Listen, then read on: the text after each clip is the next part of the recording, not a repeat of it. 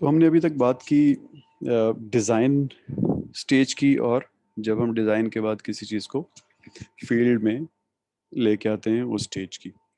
फिर उसके बाद होता क्या है कि जो बहुत अच्छी डिज़ाइंड कंपोनेंट्स या सिस्टम्स भी होते हैं, वक्त के साथ साथ उनकी स्ट्रेसेस उनके अंदर बढ़ती जाती हैं, और वक्त के साथ साथ जो स्ट्रेंथ है मटेरियल की वो कम होती जाती है। तो इसलिए ये समझना ज़रूरी है कि जो फेलियर मैकेनिज़म्स हैं वो क्या हैं और वो कैसे काम करते हैं। तो हम लोग अब देखते हैं कि फेलियर मैकेनिज़म्स को क्लासिफाई कैसे किया जा सकता है।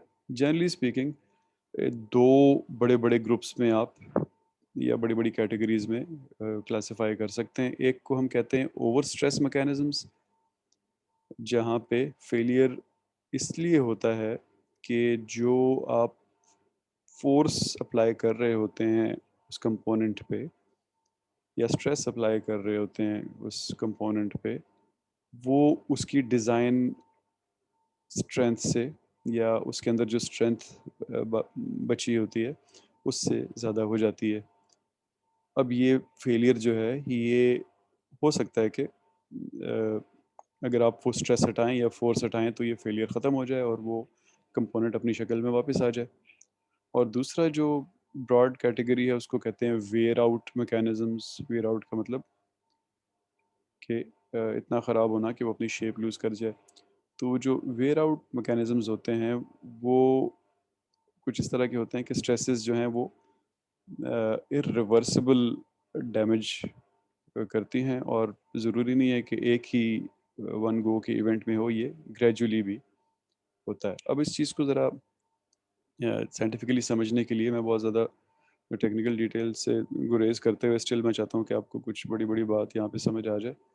तो आप अ, अगर हम देखें तो स्ट्रेस हम समझ गए कि वो फोर्स होती है जो हम किसी मटेरियल पे अप्लाई कर रहे होते हैं, या वो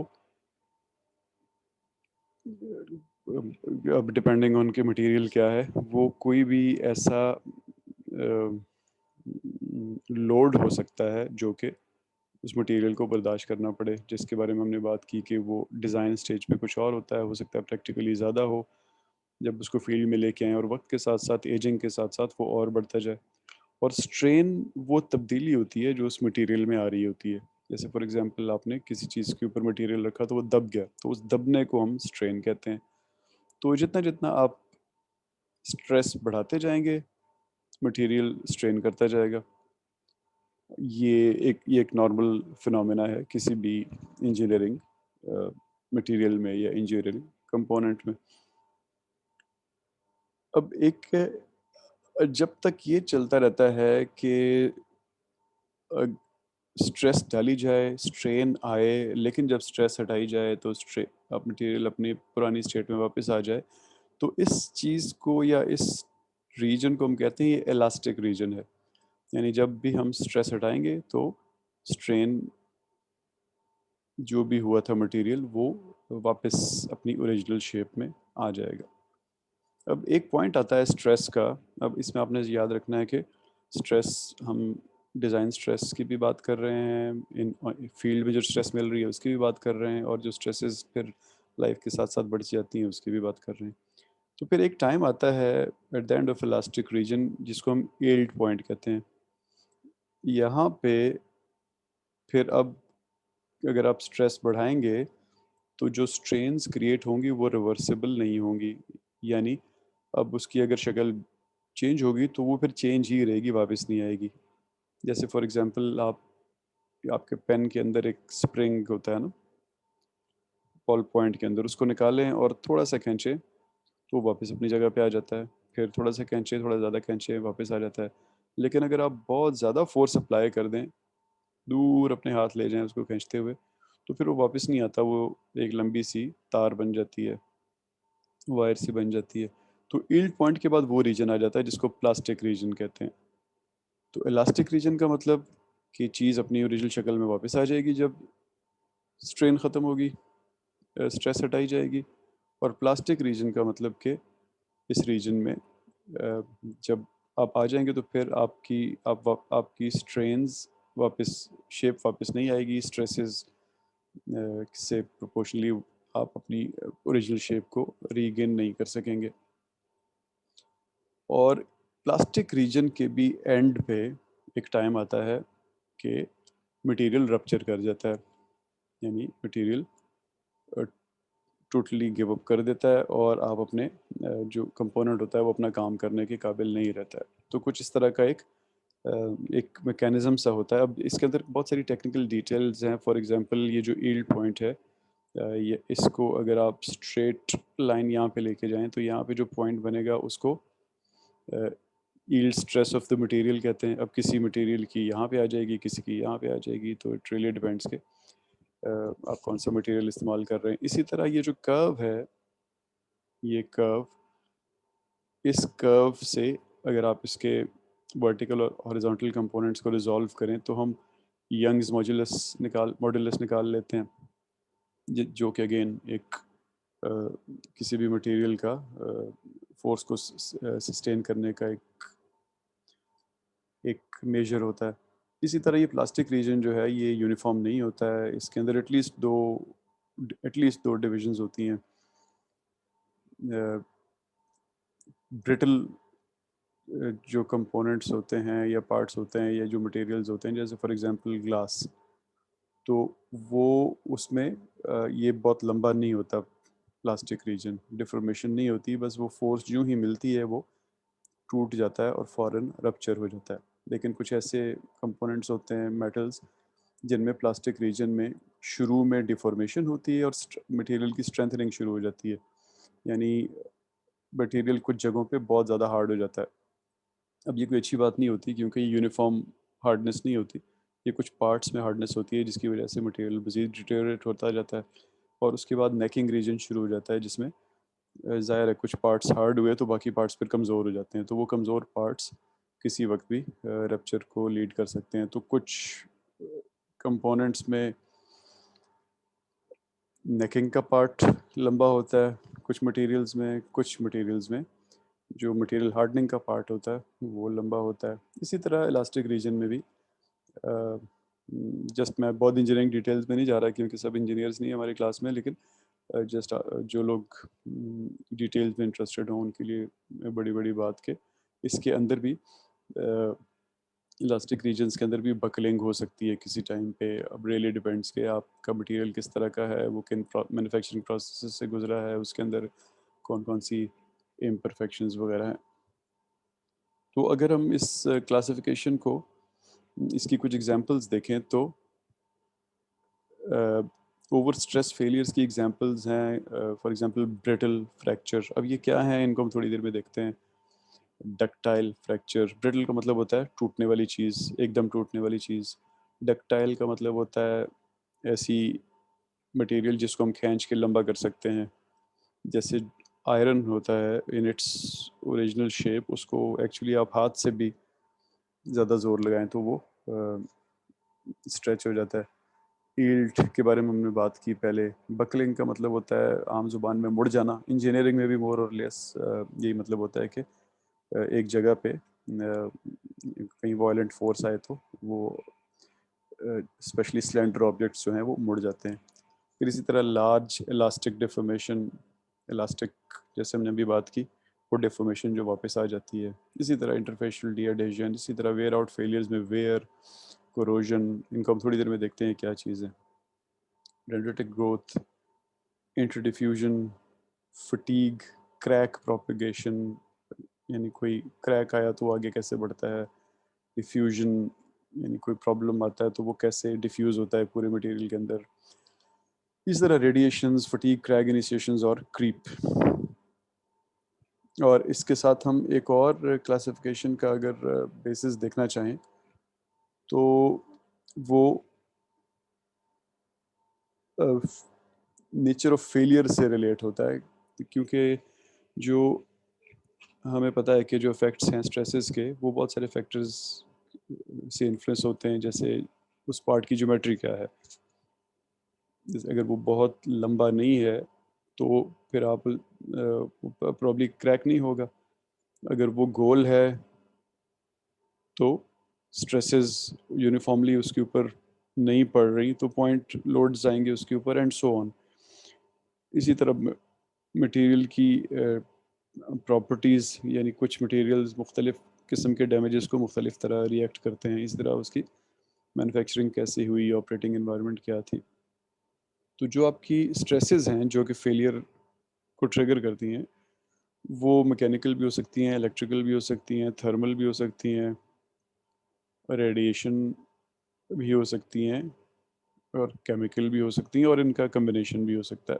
तो अगला जो हमारा क्लासिफिकेशन का बेसिस है वो टाइप्स ऑफ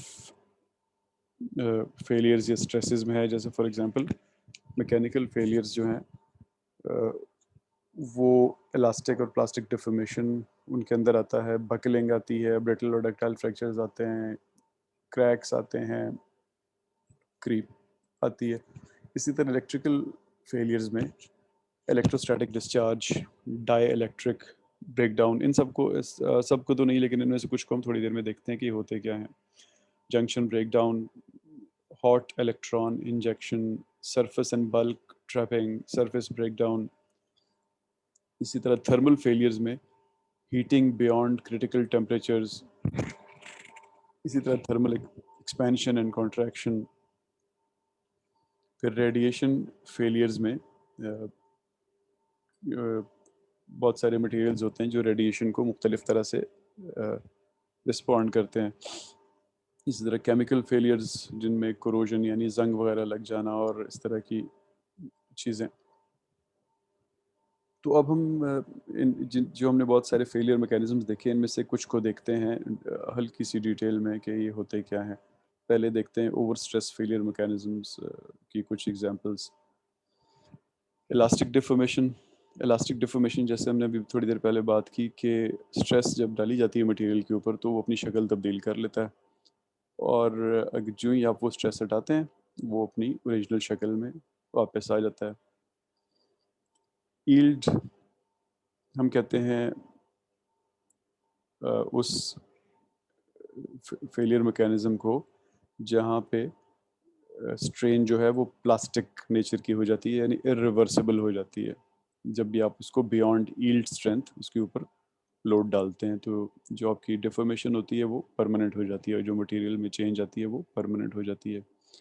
बकलिंग वो डिफॉर्मेशन होती है कंप्रेसिव फोर्स की वजह से, जिसकी वजह से कॉम्पैक्शन होती है, यानी साइज कम हो जाता है मटेरियल का, कॉम्पैक्ट हो जाता है वो, इसको हम बकलिंग कहते हैं। ब्रिटल फ्रैक्चर्स जो हैं वो ब्रिटल मटेरियल्स के अंदर जब ब्रेकिंग या क्रैकिंग होती है उसको हम ब्रिटल फ्रैक्चर कहते हैं। नॉर्मली इसके अंदर कोई डिफॉर्मेशन नज़र नहीं आती, बस वो मटेरियल टूट के बिखर जाता है। डक्टाइल फ्रैक्चर्स उन फ्रैक्चर्स को कहते हैं जहाँ पे प्लास्टिक डिफॉर्मेशन काफ़ी ज़्यादा होती है फ्रैक्चर से पहले। जैसे हमने बात की थी स्ट्रेस स्ट्रेन वाली डायग्राम देखते हुए कि जो प्लास्टिक रीजन होता है उसके अंदर कुछ चीज़ें, कुछ कुछ मटेरियल्स का वो बहुत टाइम लेता है और कुछ का टाइम नहीं लेता। तो ब्रिटल फ्रैक्चर्स में वो कुछ टाइम नहीं लेता, और डक्टाइल फ्रैक्चर्स में वो काफ़ी टाइम लेता है फेलियर से पहले। इसी तरह अगर हम वेयर आउट फेलियर मैकेनिज्म्स को देखें तो इनमें fatigue, crack initiation and propagation. Fatigue का मतलब होता है कि जब आप साइकिल्स ऑफ ऑपरेशन बहुत ज़्यादा हो जाते हैं तो नॉर्मली किसी पॉइंट ऑफ डिसकंटिन्यूटी पे, यानी मटेरियल के अंदर ऐसे पॉइंट्स होते हैं जहाँ पे ब्रेक आती है ना, जैसे फॉर एग्जांपल कहीं आपने लकड़ी में ताला लगाने के लिए होल किया था, या आपने बोल्ट लगाने के लिए किसी गर्डर में होल किया था। बेसिकली मुख्तलिफ रीजंस की वजह से आपको मटेरियल्स में डिसकंटिन्यूटी लानी पड़ती है, जॉइनिंग की वजह से, मुख्तलिफ रीजंस की वजह से, या मटेरियल के ग्रेन स्ट्रक्चर में ही कोई डिफेक्ट हो सकता है। तो वहाँ पे फटीग की वजह से छोटा सा क्रैक होना शुरू हो जाता है, और वो आहिस्ता आहिस्ता साइक्लिक स्ट्रेस, यानी बार बार जब वो अपना फंक्शन परफॉर्म कर रहा होता है तो वो क्रैक प्रोपेगेट करता है, और फिर एक वक्त आता है कि वो अनस्टेबल हो जाता है मटेरियल और ओवर स्ट्रेस फेलियर हो जाती है वहाँ पे। Corrosion and stress corrosion cracking. Corrosion जो है वो हम किसी भी मटेरियल की केमिकल या इलेक्ट्रोकेमिकल डेग्रेडेशन को कहते हैं, और ये किस वजह से होती है कि आपका मटेरियल वो किसी इलेक्ट्रोलाइट को इन कांटेक्ट आ जाता है, फॉर एग्जांपल ऑक्सीजन को, फॉर एग्जांपल सॉल्ट वाटर को, फॉर एग्जांपल सॉल्ट को, या किसी कभी कभी ऐसा होता है कि कोई दो मटेरियल्स आपस में इन कांटेक्ट आए तो वहाँ पे कोरोजन शुरू हो जाती है, वो आप एक दूसरे को टॉलरेट नहीं करते हैं। या पिटिंग, यानी बहुत ज़ोर से कोई लिक्विड किसी सॉलिड के ऊपर लगे तो वहाँ पे जो छोटे बहुत छोटे डेंट्स या होल्स पैदा होते हैं, वहाँ पे ऑक्सीजन रिलीज होती है और वो ऑक्सीजन वहाँ पे कोरोजन शुरू कर देती है। और जिस वक्त कोरोजन मैकेनिकल फ्रैक्चर के साथ मिलके काम कर रही होती है उसको हम कहते हैं स्ट्रेस कोरोजन क्रैकिंग। तो ये भी एक ये प्रॉब्ली सबसे बड़ा सबसे frequent wear out failure mechanism है इंडस्ट्री में। फिर वियर है। वियर जो है वो दो मटेरियल जब आपस में रगड़ खाते हैं, एक ही मटेरियल की दो सरफेसेस भी हो सकती हैं, वो जब आपस में रगड़ खाते हैं एक दूसरे के ऊपर स्लाइड करते हैं तो वहाँ पे जो फेलियर्स होते हैं उनको हम वेयर आउट फेलियर्स कहते हैं। जैसे फॉर एग्जांपल हमारे गाड़ी के सिलेंडर और पिस्टन और पिस्टन के ऊपर रिंग्स होते हैं, वो हर वक्त एक दूसरे से रगड़ खा रहे होते हैं, तो हम वहाँ पे लूब ऑयल्स वगैरह यूज़ करते हैं उस रगड़ को कम से कम करने के लिए, फिल्म्स बनाने के लिए, लेकिन स्टिल वो भी डिटेरियोरेट होते रहते हैं, ऑयल भी डिटेरियोरेट होता रहता है, तो एक वक्त आता है कि वहाँ पे वेयर शुरू हो जाती है। तो वेयर आउट के अलावा और ओवर स्ट्रेस के अलावा और भी फेलियर मैकेनिज्म्स होते हैं, जैसे फॉर एग्जांपल इलेक्ट्रो माइग्रेशन। इसमें क्या होता है कि जब मुख्तलिफ इलेक्ट्रिकल एप्लीकेशंस में अब आपके मेटल के एटम्स जो हैं वो मुसलसल करंट गुजरने की वजह से आहिस्ता आहिस्ता डिसलोकेट होना शुरू हो जाते हैं, वो वहाँ से तो अपनी जगह से हटना शुरू हो जाते हैं। हटेंगे तो ज़ाहिर है वहाँ पे कमज़ोरी पैदा होगी, मटेरियल में डिफॉर्मेशन वगैरह पैदा होगी, वॉइड्स आ जाएंगे। जब वॉइड्स आएंगे तो ज़ाहिर है फिर मटेरियल अपनी स्ट्रेंथ लूज़ करना शुरू कर देगा। फिर डाइलेक्ट्रिक ब्रेकडाउन है। डाइलेक्ट्रिक इंसुलेटर्स होते हैं, जैसे फॉर एग्जांपल कैपेसिटर्स के अंदर उनके बीच में एक इंसुलेटर रखा हुआ होता है, उसकी एक लिमिट होती है कि इतना करंट जो है, इतना इलेक्ट्रिक फील्ड ये सस्टेन कर सकता है। तो कभी इलेक्ट्रिक फील्ड बढ़ जाए तो वो शॉर्ट हो जाता है या वहाँ से करंट की लीकेज शुरू हो जाती है। तो करंट की लीकेज शुरू होगी तो वो इलेक्ट्रिकल कंपोनेंट फिर अल्टीमेटली फेल हो जाएगा, क्योंकि कैपेसिटर का काम ही यही था कि वो वहाँ पे करंट स्टोर करे और फिर वो जो स्टोरेज होती है उसको मुख्तलिफ चीज़ के लिए इस्तेमाल किया जाता है, वो इस्तेमाल फिर आप नहीं कर सकते। इसी तरह रेडिएशन के मैकेनिज़म्स होते हैं, फॉर एग्जांपल न्यूट्रॉन फ्लक्स बड़ा कॉमन और बहुत डैमेजिंग रेडिएशन होती है, जो जिसकी वजह से मटेरियल्स के अंदर वॉइड्स, खाली जगह आ जाती हैं और डिसलोकेशंस हो जाती हैं। तो फेलियर मैकेनिज़म्स जो हैं वो दे आर मल्टीपल। उनकी वो वेयर आउट फेलियर्स भी हो सकते हैं और वो ओवर स्ट्रेस भी हो सकते हैं और उनके अलावा भी कुछ हो सकते हैं। अगर हम इनकी एग्जांपल्स देखें कुछ कॉमन अपनी रोज़मर्रा की लाइफ में, फॉर एग्जांपल अपनी कार में देखें, ऑटोमोबाइल्स में, तो जैसा अभी थोड़ी देर पहले हमने बात की कि पिस्टन्स और सिलेंडर्स के दरमियान वियर होती रहती है, और फिर एक वक्त आता है कि आप आपका पिस्टन और सिलेंडर का मैकेनिज़्म जो इंजन के अंदर होता है वो प्रेशर बनाना ख़त्म कर देता है, जिसकी वजह से गाड़ी का फ्लाईव्हील जिस फोर्स की वजह से चल रहा होता है वो फोर्स बनना बंद हो जाती है।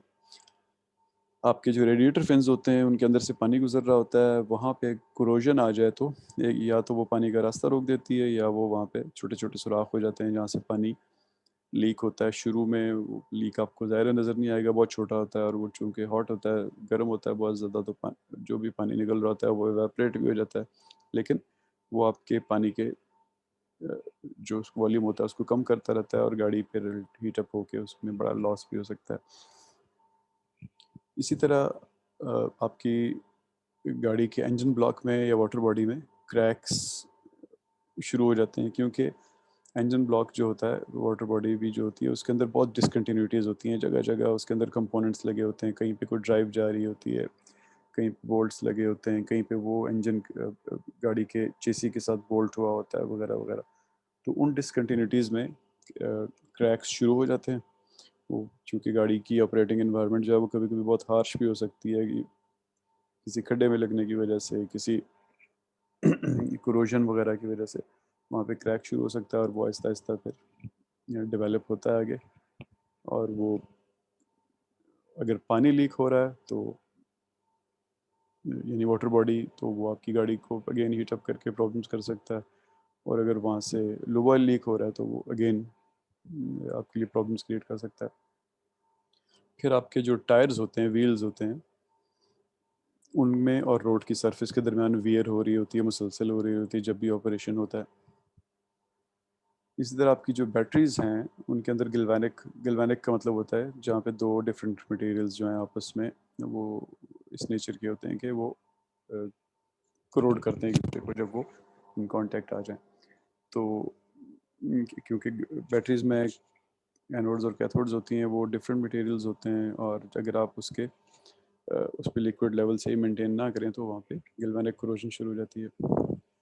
इसी तरह बहुत सी सील्स लगी होती हैं आपकी गाड़ी में, पंप्स में, एयर कंडीशनिंग के कंप्रेसर वगैरह में, जो कि हीट को एक्सपोज होती हैं। इसी तरह आपकी इंजन के हेड में सील्स लगी होती हैं।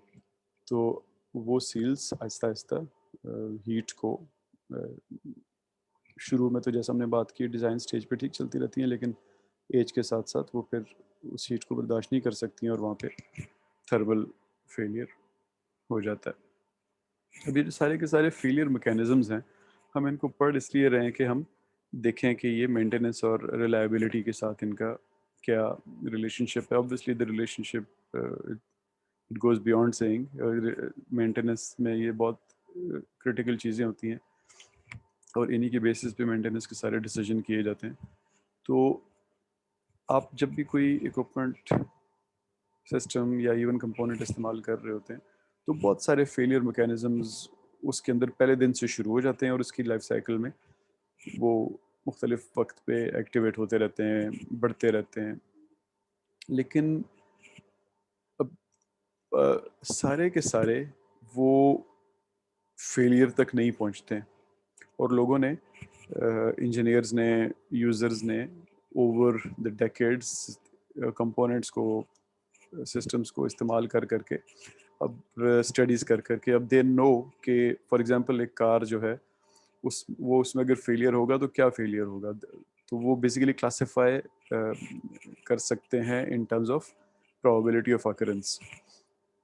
तो फिर वो क्या करते हैं कि जो हाई प्रायोरिटी मैकेनिज्म्स होते हैं उनको आइडेंटिफाई करते हैं। आप जब आइडेंटिफाई कर लेते हैं कि ये 5-6 या जितने भी फेलियर्स हैं they are likely to occur, तो फिर आप वो, जैसा हमने आज Q&A सेशन में बात की कि वो फिर आपकी यूज़र मैनुअल्स के अंदर भी लिख दिए जाते हैं, आप आम पब्लिक की नॉलेज भी उन तक बढ़ा दी जाती है। और वो बड़ा यूज़फुल इसलिए होता है कि अब मिलियंस ऑफ कंपोनेंट्स होते हैं सिस्टम्स के अंदर में, तो आप हर एक के ऊपर अगर अपनी एनर्जी लगाना शुरू कर देंगे, रिसोर्सेज लगाना शुरू कर देंगे, तो रिसोर्सेज बहुत इस्तेमाल होंगे। हालांकि आपको पता है कि इनमें से होने प्रॉबली, जहाँ 1 million possible ways of failures में से एक्चुअली फेलियर 10-12 ही हैं जो लाइकली टू अकर हैं। तो अगर आप इनको आइडेंटिफाई कर लेते हैं, हाईलाइट कर देते हैं, तो फिर आप, इसका मतलब है कि आप अपने रिसोर्सेज को इफेक्टिवली यूटिलाइज कर रहे हैं। हमने एफ की बात की पहले, तो एफ के साथ साथ एक और मेथड है जिसको कहते हैं failure modes, mechanisms and effects analysis. इन बीच में मैकेनिज्म्स का वर्ड आ गया। ये एफ की तरह का ही एक मेथड है, लेकिन ये फोकस करता है फेलियर मैकेनिज्म्स पे rather than failures and the failure effects, modes and effects. और ये प्रायोरिटाइजेशन के लिए फिर इस्तेमाल होता है, क्योंकि आप मैकेनिज्म्स को फोकस करते हैं, और इसकी वजह से फिर आप अच्छी मेंटेनेंस की डिसीजन मेकिंग कर सकते हैं।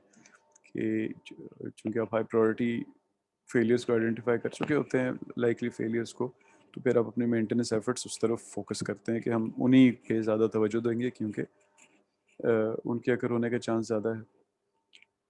अब जब आप ये करते हैं तो ये आपको रिमेनिंग जो आपकी प्रोडक्ट की लाइफ है उसको प्रिडिक्ट करने में भी हेल्प करती है, और मेंटेनेंस एक्शंस को भी प्लान करने में हेल्प करती है। अब इसकी हम आगे मैनेजमेंट जब पढ़ेंगे मिड टर्म के बाद, तो हम देखेंगे कि जब आप किसी एक फेलियर मैकेनिज्म को प्रिवेंट करते हैं, यानी उसको नंबर वन था वो और आपने उसका ख्याल रख लिया, तो कोई और नंबर वन बन जाता है। तो 5 6 7 आपने रख लिया, उनका ख्याल रख लिया, तो जो नंबर 8 था फिर वो, इसका मतलब है उसके चांसेस बढ़ जाएंगे। तो उन चीज़ों को कैसे मैनेज करना है उसको हम देखेंगे इंशाल्लाह। तो जो फेलियर मैकेनिज्म्स हैं इनकी जहाँ पे हमने बात की कि इम्पोर्टेंस है प्रायोरिटाइजेशन में, फिर उस बेसिस पे हम अच्छे डिसीजंस करते हैं, मॉडलिंग करते हैं रिमेनिंग लाइफ की, और मेंटेनेंस एक्शंस को प्लान करते हैं। ये डिज़ाइनिंग में भी हेल्प करते हैं,